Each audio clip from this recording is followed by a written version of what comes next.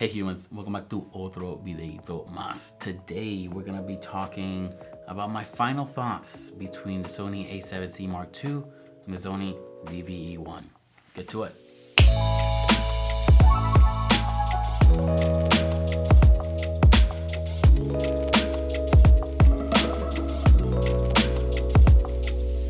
Alright, so I've been using these cameras for about 2 weeks, but in that little time, I have made my decision on which one I'm gonna get.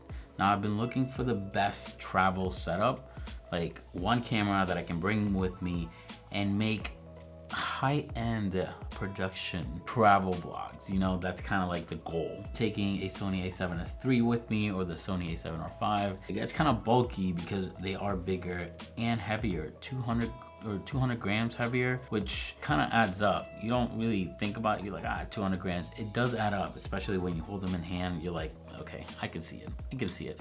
And looking less professional with like one of these two cameras, it kind of makes it a little more relaxing when you're in the trip, because the more professional your camera is, I feel like the more people want it. Duh. So after using these two cameras for 2 weeks, I have made my decision, and my decision kind of starts with the lenses. Now, I already had the Tamron 20-40 f2.8, but I had Sony send me the 20-70 f4. Now, if you can see right here, both of these, I mean, they're pretty small lenses, but the Tamron is technically smaller because it is. Now, if I extend the Tamron to 20 millimeters, which is one thing that I dislike, that the 20 millimeter is when the barrel is extended. Not a fan, sorry, but almost comparable in size. See right there, almost. The Tamron's still smaller. Now, when you extend the Sony, yeah, the barrel does stick out quite more, but you're getting 30 extra millimeters of focal length in the long end, which I think is pretty good. Now, when it comes to the Tamron, the only downside that I kind of feel this lens actually has two downsides. The first one is the aperture ring. I'm kind of bummed out that it doesn't have it, but it's not a big deal if you choose a specific body. If you choose a different body, then it'll become kind of a big deal. And another thing is that it doesn't have an auto to manual focus switch, which is really annoying because I do use it more than I thought I did until I didn't have it, and I was like, I need it. Yeah, it was an issue. So having to go in camera to change that, definitely not my preferred method. Now, obviously you can do a customized button to make that, but it sucks to take away one of the buttons on the camera already for that purpose. Now, if this had a button up here, a programmable button on the lens, then maybe I could use it for that, but none of the above are, so this lens is kind of a little bit of a bother. Now, when it comes to the Sony 20-70, this lens obviously is a little bigger. I know it's an f4 and not a 2.8, but imagine a 20-70 f2.8. I mean, you guys have seen the 24-70 f2.8. Version 2, they made it lighter and smaller, but still it's a pretty big lens. So imagine a 20-70 f2.8. I mean, yeah, it's impossible to make it a light setup if I were to get that lens. Now, if there was a 20-70 f2.8, I would totally get it. Or if there was a 20-50 f2.8, I would also get it. I know there's a 24-50, but 24 is just too tight, especially when you're vlogging, and if you have dynamic active on or active stabilization, like it's just, there's too much crop in there, and I need a 20. For traveling, I need a 20. I think 20 is like a decent wide place to be at, okay? So we have the 20-70 f4. I'm okay with the f4, especially when traveling. You know, we kind of technically want to see where we're at. So having extra background blur doesn't always make it better, I guess. But this lens has two customizable buttons and the aperture ring, which is really nice. And yeah, very smooth. So when it comes to these two lenses, I'm gonna go right ahead and say it. I picked the 20-70 f4. It does have an auto focus to manual focus switch right here, which I did use quite a bit.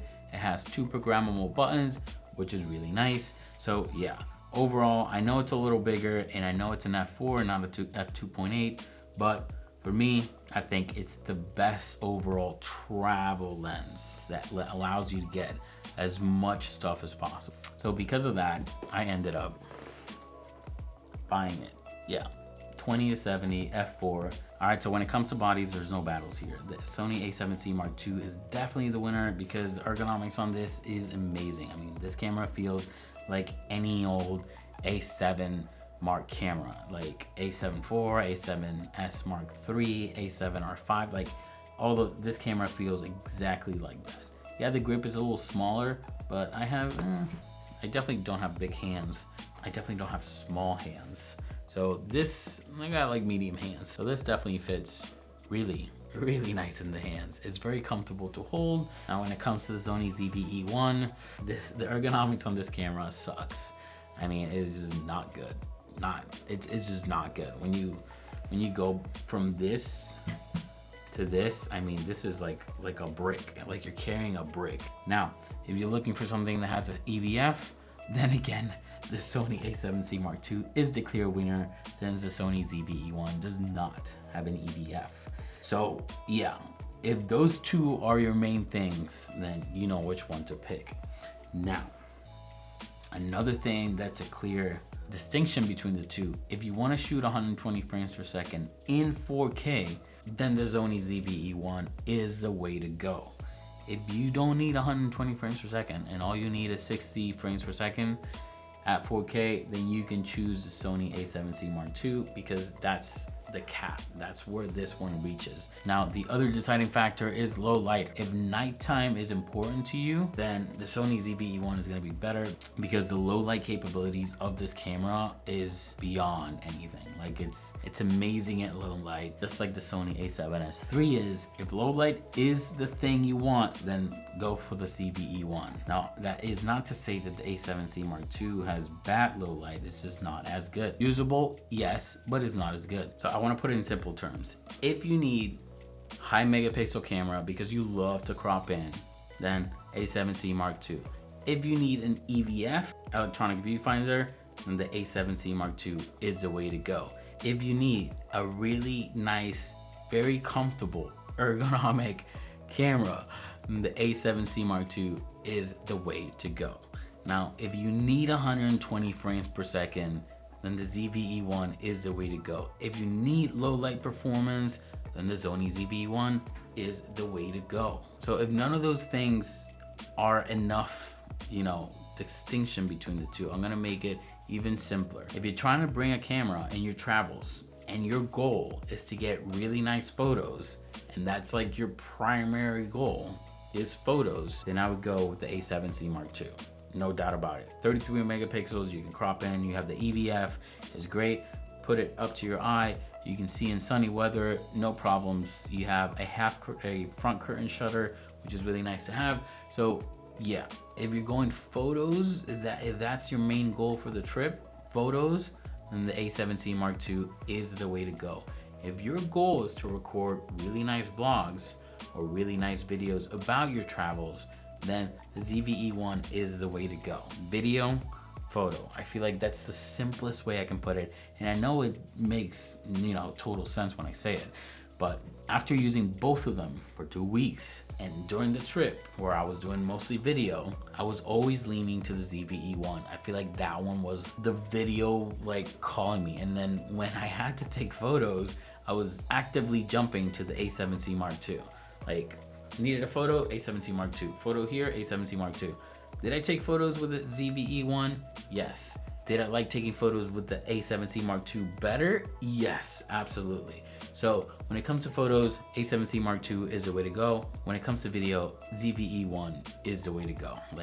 I cannot put it any simpler. That is literally the simplest I can put it. Now, after talking about the bodies, if you're still wondering about these two lenses, the only reason I would tell you to get the Tamron 20-40 is if and only if you're getting the A7C Mark II.